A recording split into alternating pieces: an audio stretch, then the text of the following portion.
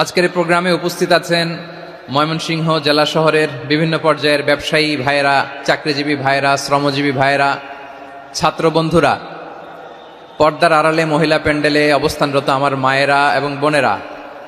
আইন শৃঙ্খলা বাহিনী পুরো জেলা শহর সিকিউরিটি প্রোটোকল দিয়ে ঘিরে রেখেছে, আমি দেখলাম। মাশাআল্লাহ, আমি মুগ্ধ হয়েছি।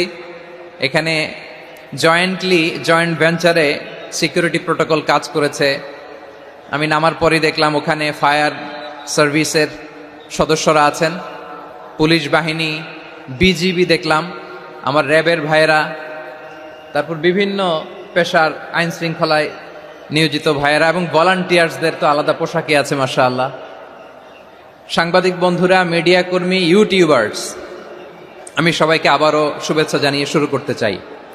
আজকের প্রোগ্রামটা আমার খুবই ভালো লেগেছে, যেটা খুব ইনক্লুসিভ একটা প্রোগ্রাম আমার কাছে মনে হয়েছে। সব জায়গায় আমি বলি যে দল মত নির্বিশেষে কোরআনের প্রোগ্রাম এটা সবার প্রোগ্রাম, ঠিক কিনা বলেন?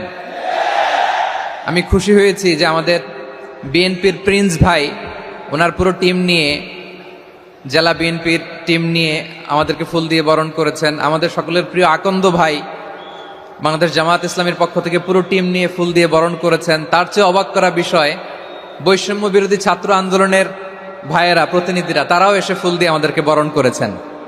তার মানে ময়মনসিংহের এই স্টেজ হয়ে গেছে পুরো বাংলাদেশ, ঠিক কিনা বলেন? আমরা এরকম বাংলাদেশ চাই কি চাই না? যেখানে ভেদাভেদ থাকবে না, মারামারি থাকবে না, এক ডাকে আমরা একত্রিত হব। সবার আগে দেশ, আওয়াজ করে বলেন, সবার আগে কি? দেশের প্রশ্নে আমরা ঐক্যবদ্ধ। এই যে 24-এর ছাত্র নাগরিক অভ্যুত্থান, এরপরেও যদি আমরা একত্রিত হতে না পারি, এটা আমাদের জন্য আফসোসের।